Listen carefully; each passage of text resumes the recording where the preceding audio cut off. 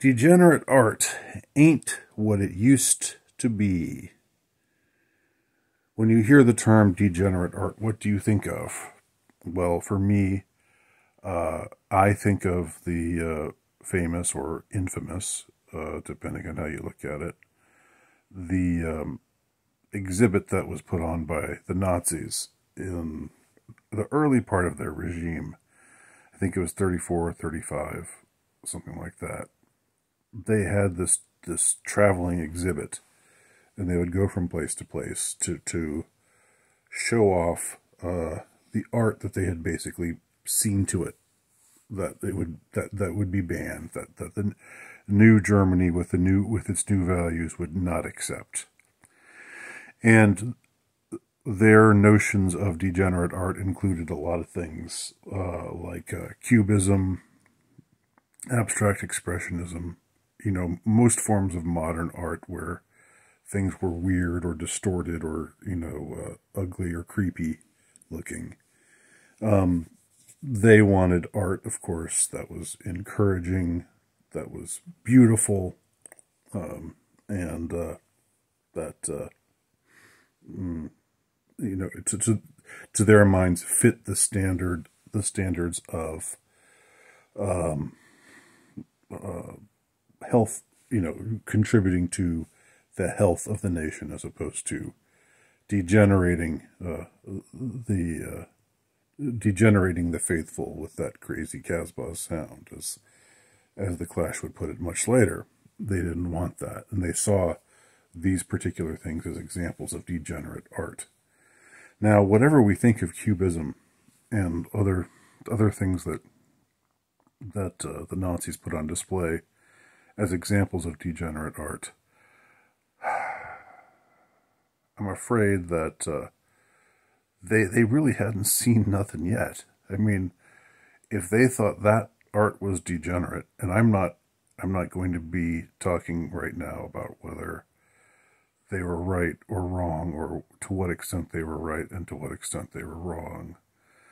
And in general, I'm not, somebody who is in favor of banning art. I'm an anti-censorship kind of guy. But on the other hand, I get that when aesthetics mean a lot, you want to form a nation, a new nation. Your idea, what Hitler, was obsessed with aesthetics. He grew up on Wagner, and there's a book that goes into a lot of detail about this that's very interesting. But I can't remember the title of it right now. Maybe some of you will shout it at the screen for me. But I think more than any other world leader, he was somebody who was obsessed with art and obsessed with aesthetics, and of course he was an artist during the sort of boho time in his life after his mother's death, before the war, when he was living in Vienna, not really sure what he wanted to do with his life. But he also wanted to go to school and be an architect, and as I said, he loved Wagner, other forms of of music. So he had particular ideas. He and his cronies had particular ideas about art and what it should be.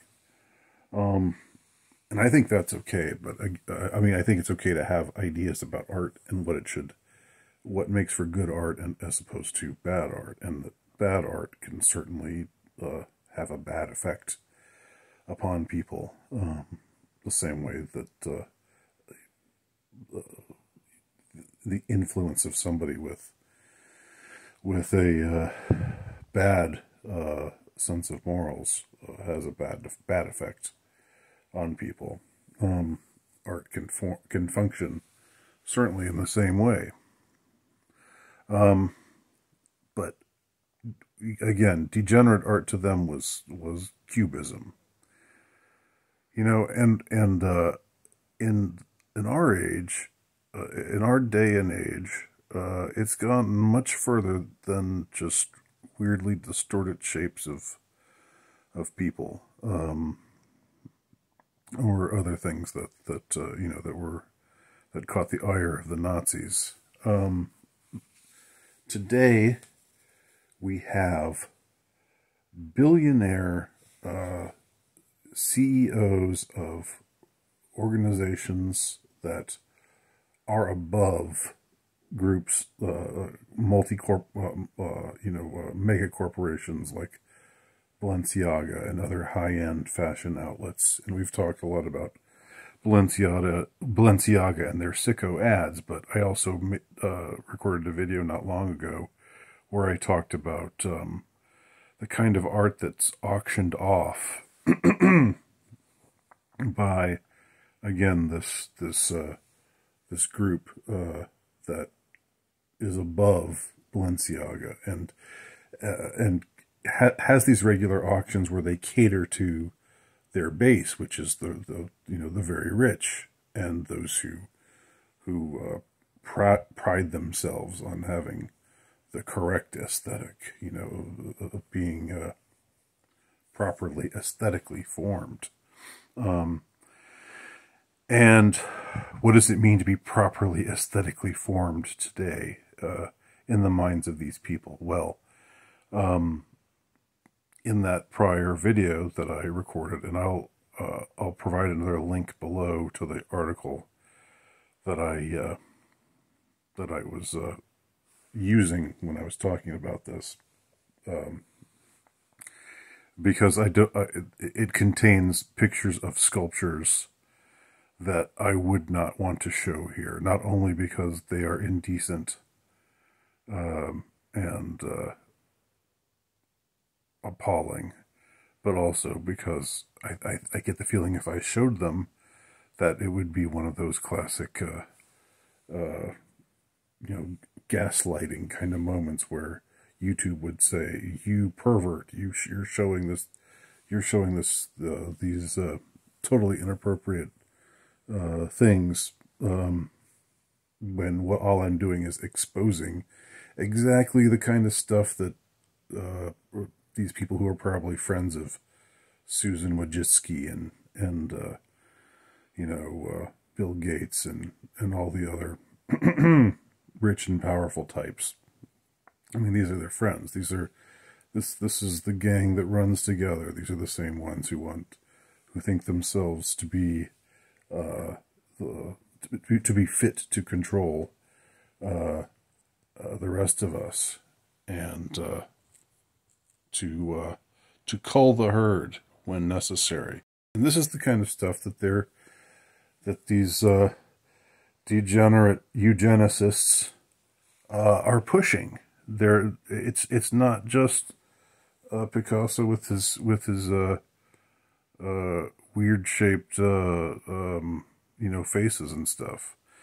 This is children, sculptures of children with penises for noses, naked children with erect penises for noses and vaginas for mouths, and so forth. I mean, if you're not disgusted enough by that description, then don't read the article that I'll post below.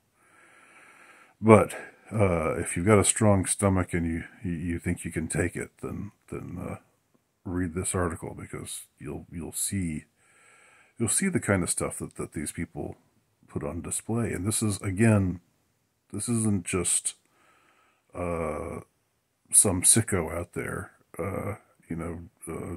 doing his own thing in relative isolation or in some little niche, for a group of sicko appreciators. This is the very rich and the very powerful and the very influential. This is what they're into. They're purchasing these sculptures for hundreds of thousands of dollars. And they're the worst kind of things. I mean, like again, why craft art like this, if we can even call it art? Why craft something like this aside from having a, I mean, what kind of statement are you really making with pieces like this? I'm of course very open to provocative art, but this isn't.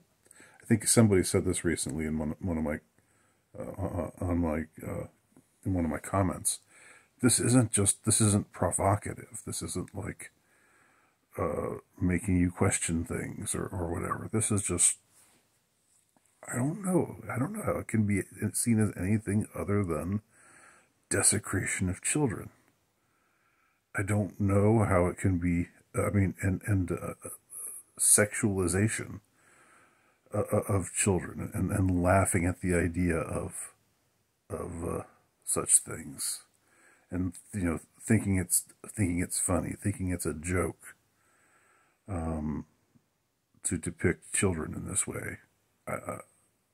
I just, one is just left speechless by it. It's evil. I think we can just say that it's evil. I don't have any reservations. Again, and I say that as someone who is.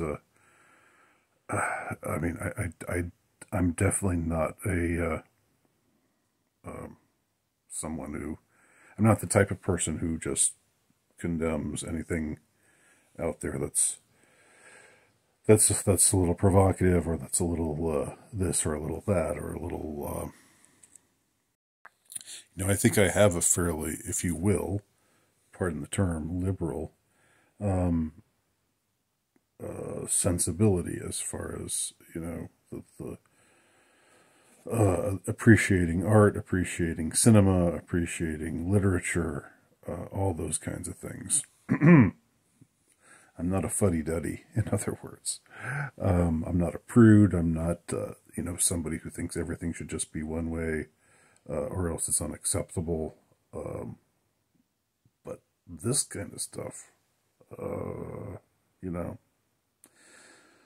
So, degenerate art ain't what it used to be, unfortunately. The bar has been lowered. I'm not sure how much lower it can get than where it is right now. And again, it's worth repeating. This stuff is being purchased. It's finding its. These artists are finding their patronage from the very rich and the very powerful. Just like Tony Podesta was buying up all those pictures of naked, distressed children and putting them up all over his house. I mean, that's not unusual at all, is it? That's not. You would definitely want a person like that running major political campaigns. A person like that, with whose taste in art is headless sculptures of tortured men, and also also pictures of children being tied up and in distress and in bondage and things. Of course, nothing at all amiss at having somebody like that be a major political operator in the United States. Anyway, something is very, very rotten at the center of all of this, and we've got to take it down. By hook or by crook, one way or another. It's got to come down. That's all. Thanks for watching.